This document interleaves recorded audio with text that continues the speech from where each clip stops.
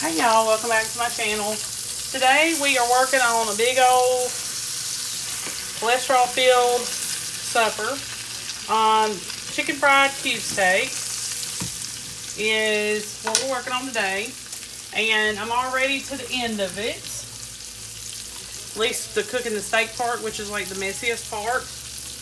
And in my opinion, the worst part. So I'm trying to hurry up and get these last two steaks done before my grease burns, which is already starting to. We're going to make some gravy. We're going to make some mashed potatoes. Well, together we're going to make some gravy and some cube steak, chicken fried steak. I'm going to do the mashed potatoes on my own, and then just we'll come together at the end, and I'll show you the completed project. So this recipe calls for 2 large cube steak. I did 8. You could it's kind of got some leeway in there with the little bit of directions that you're going to receive, because I'm going to send you to a link down below. Basically, you're going to season your steak. You're going to make an egg wash with some milk and egg, and then you're going to have some seasoned flour that you'll dredge it in after that. Then you'll fry it on a high heat, and then you'll make the gravy in this same pan. Now, I do not like my gravy looking messy like this, so I'll probably just make just a milk gravy and not worry about that too much. I'm gonna pour off a lot of this grease because I don't want my gravy looking black. It's supposed to be like a gray at most, so I'm just gonna do the best I can to get this done. But my main goal, like I said, is to keep my grease from burning. And you have to be careful because it will. And you can already tell that it's trying to. So you're going to put your steaks on it's best to put it on a foil-lined baking sheet with a rack, like I have right here. And so they can drain properly. So we're just trying to get it done today. So as soon as I get everything finished and I am ready to start the gravy, I'm going to come right back to you. Hey y'all, welcome back. So now we're going to focus on our gravy. I'm already, and no, I did not wash this pan. This is the pan that we cooked the steak in. I just went ahead and cleaned it out just a little bit. Didn't wash it though. So right now you're going to take a few tablespoons of oil and you're going to get those hot. And then we're going to add some flour to it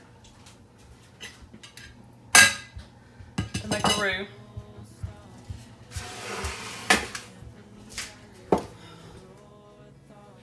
Okay, y'all.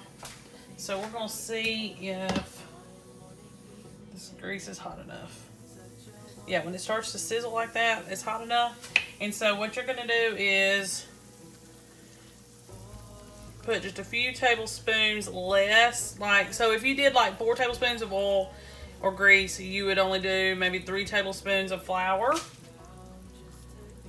Just enough flour to soak up a majority of the oil. So it just depends on how much of each you put in.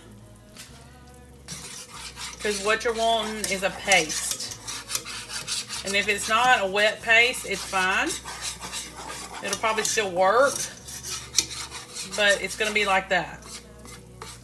A little bit of a pasty kind of situation.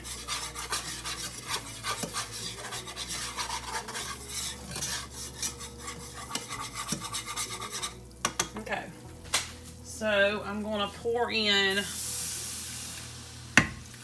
about a cup's worth of chicken broth. I'm going to try to make a chicken gravy. Usually your country fried steak is a milk gravy. So you would do every single thing that I did except for, instead of adding chicken broth, you would add milk. So we're gonna see how this goes. And then if I need a little bit more liquid, you know, if it's too thick, I'm gonna add just a little bit of milk in there with it. But my family prefers more of the chicken gravy than the milk gravy. And then all the little black specks you see is from where I was cooking the steak. It's just a little bit of cracklings. Okay, so I'm gonna need just a little bit of milk to pour in there, because it's already thickened, and that's when you'll add your liquid if you need it. So I'm just gonna put about half a cup and we'll see how it goes.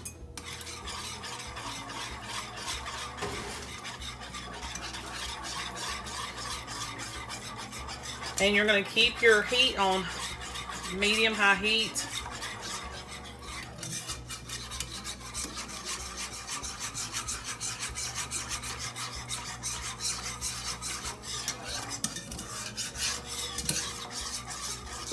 Okay. We'll put a little bit of salt in this. About half a teaspoon or so. You can do more depending on your taste. And then I'm going to put a good bit of pepper in it. And then you're just going to keep stirring. And as soon as this milk warms up, it'll thicken some more.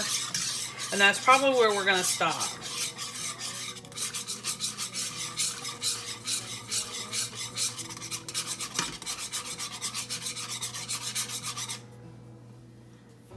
So I'm going to give it just a few minutes. And it's already starting to bubble. So you don't want it really, really, really thick, and you don't want it really, really thin. You need somewhere in the middle. So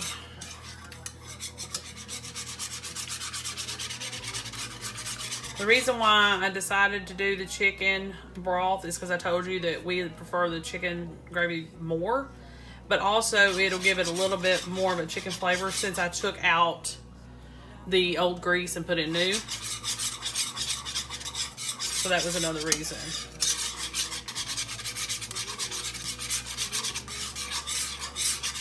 But I am going to put the recipe link down below. And then you can do exactly the way the recipe calls for. This is where I had to take a little bit of a detour on the recipe, just because my family prefers it differently. But all those little pieces of cooked steak and stuff come up. They didn't stay in the bottom of the pan like they were in the beginning. Okay, let me get everything ready and plated up, and I will show you the finished product. Okay, y'all, so this is the finished product. Put it on the mashed potatoes, on the steak. I added a roll and some fresh green beans that I sauteed because I needed to get rid of them. But that's it. Finished product. The headache to me, the gravy really wasn't that big a deal, but the steak, cooking the steak, is annoying. You have to dip it in egg wash first, then dip it in flour, then fry it. It's just annoying. But it's done now. I can serve my family, and it takes very little to make this meal. What cost me the most was probably the meat, of course. But I got 2 packs of 4 cube steak, and I think they were $8 a pack. So that was it. I had everything else on hand, and it didn't take anything to make the gravy. Gravy is literally pennies. Hey y'all, welcome back to my channel. Today we are going to make chicken fajita mac and cheese. I'm going to change the recipe up just a little bit, and I took this off of Instagram. There was no written recipe, so I'm just going to try to do the best I can and do this the best I can. Sorry about that. If it sounds like I'm kind of rambling, just bear with me, because it's kind of hard when you have to copy it off the internet and not in a proper way. You know what I mean? Alright, so we're going to go ahead and get started. My chicken I boiled instead of fried. and I've already got that set aside, and I'll take care of that in just a minute because there's something we have to do with that. We're going to go ahead and get started on our pasta. So the first thing you're going to do is you are going to, well, first we're going to put a little bit of oil in this pan, just a little bit, a couple tablespoons. I finely diced and put them in my mini food processor. 2 bell pepper. I did red and orange. You can do whatever color you want. And 1 onion. So I'm going to cook these just a little bit until they're tender. And then we're going to add some garlic, which you know what? We can go ahead and add the garlic. You can do pureed garlic if you prefer. It's fine. That's what the recipe calls for anyway. I just haven't gotten any more lately. I probably will eventually. I just haven't done it yet. Too busy. Too busy. So I'm going to, oh, we have a big chunk of onion in here. I hate that. It's alright. We're going to cook this a little bit until it softens. And dig out any big pieces that I find. I'm going to do that real quick. I've got this on medium-high heat because I'm wanting it to hurry up. And then the next thing that we're going to do is go ahead and put in our uncooked pasta. You can do special pastas if you prefer. I'm just going to put in some elbows. Most of us keep that pretty much on hand. We're going to need about 2.5 cups uncooked. Give or take, but a 2.5 should work uncooked. The reason why I'm specifying is because the recipe, the girl that did the recipe was, she did the rest. Well, I'm not going to say she wasn't from America. I don't know. But the recipe is done in metric. So I just tried to convert this best I could. Sometimes I have to do that. And I usually get it about right. We'll see. So we're going to add about 2.5 cups of uncooked pasta. And then we're going to put in some chicken stock and some milk. I'm not sure about the milk. I want to get some of the, sorry about that, y'all. I had to get in the microwave. I have to get some of the pasta, or I would like to get some of the pasta cooked before we add the milk, because this is supposed to be like a creamy situation, just like any other mac and cheese. But you need to try to chop your onions and your bell peppers as small as possible. I'm just worried that this is not going to turn out, y'all. There's another big piece of onion. And another one. Lord. Okay. So, hopefully, it's going to be fine. And it's cooking away. I'm only going to let it cook just for a few minutes. It's not going to take long. And then we're going to go ahead and add everything. I'm trying to make sure I got everything for y'all. It's really simple once you get past the prep work. It seems like it's going to be fine. The only thing with orange bell pepper, red bell pepper, I don't know about red, but the orange bell pepper is that it kind of tinges the color of everything a little bit, which is fine. You know, it is mac and cheese, so it is going to have like a different color. So you're going to see a lot of water coming out of your veggies. I wouldn't worry about it too much. Like I said, we're going to put pasta in here, and that's going to kind of soak that up a little bit. As long as it's not crazy, then we should be okay. And before we put the pasta in, we kind of need it hot, good and hot. So I've got 2 cups of broth here, but we're only going to use a little bit. We're going to leave a teeny bit in here in the measuring cup, so you're going to use almost 2 cups. Not quite 2 cups worth. And then we can just reserve whatever's left over in case we need it. Alright. Go ahead and pour it in. Like I said, we're going to leave out just a little bitty bit, like 1/3 of a cup. Alright, and then I'm going to get this to boiling, which it's about there. And then we're going to put in our pasta. You can probably get away with 2 cups of pasta just uncooked if you prefer. Alright, so we're going to give this a few minutes. It's almost there. And I'm gonna add pasta. We're gonna stir it, and I'll come back to you in a minute because I need to get my cheese ready to go. We're gonna use some cheddar and some mozzarella. And I forgot to convert those, so I've got to go back online and try to convert those real quick. Okay? So, all right, we're gonna go ahead and add our pasta.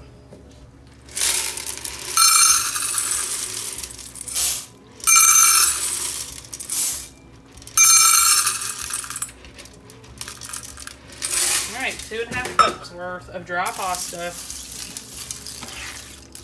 Now, I'm going to cook this about, just for a few minutes. Let the pasta soak up that broth. And then I'm going to add milk. And we're going to need about 2.5 cups of warmed milk. The reason you're going to put it in warmed, one reason is so that, it don't cool everything down. So, I'll be back in just a few when we do that.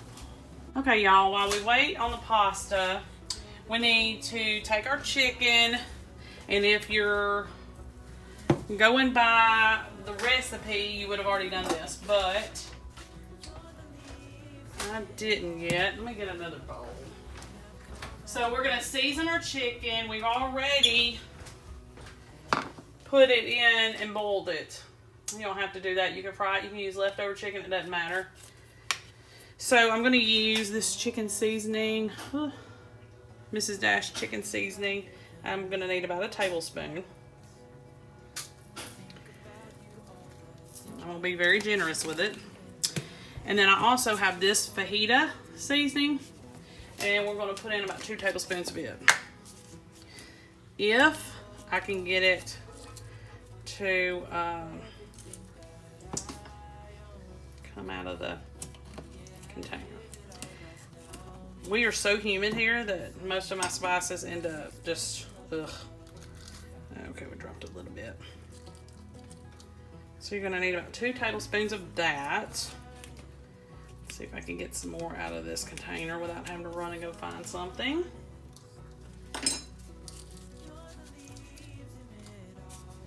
Well, I want to make sure this is seasoned right, considering how I cooked it. All right, it's a little better. All right, so 2 tablespoons of fajita seasoning, and if you've got an all-purpose chicken seasoning, you're going to put a tablespoon of that. Now, I'm going to put it on this, but I just don't know how it's going to go. If it's going to stick, if it's not. So, you're supposed to put that seasoning on in the beginning on raw chicken, fry it, use that same pan to cook everything. Problem is my chicken was froze, so I had to kind of,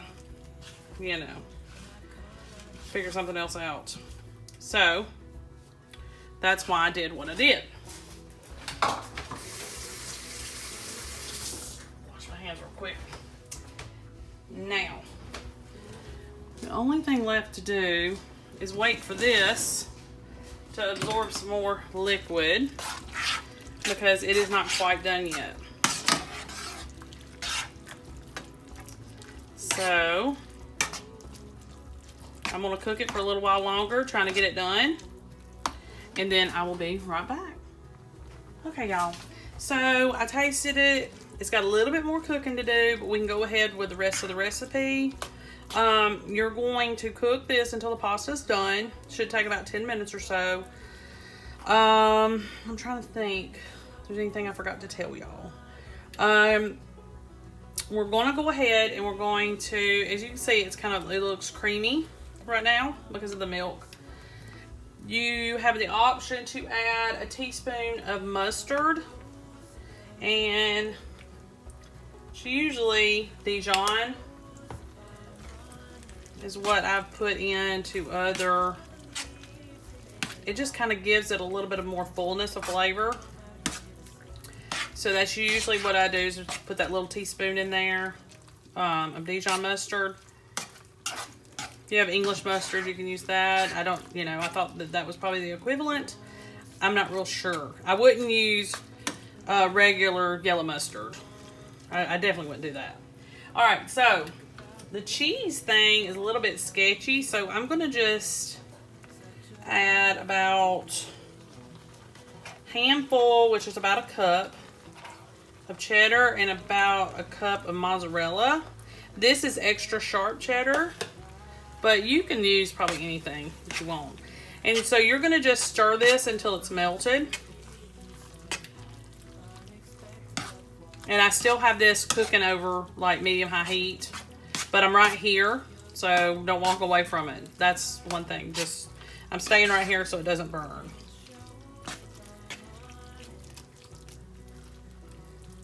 Okay.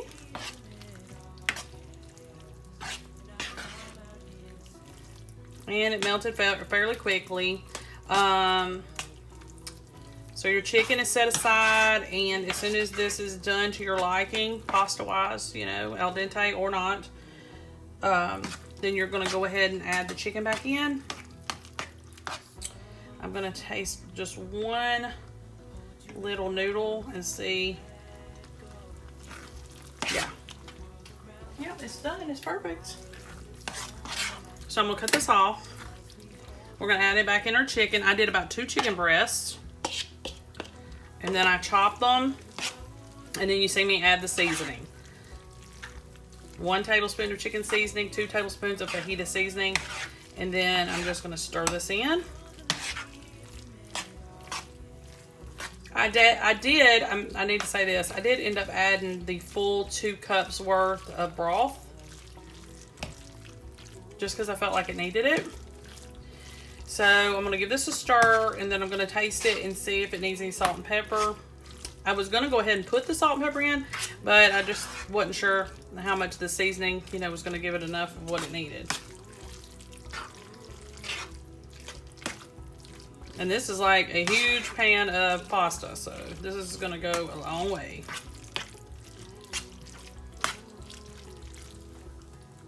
All right, let me get a spoon and taste it real quick. See what we need.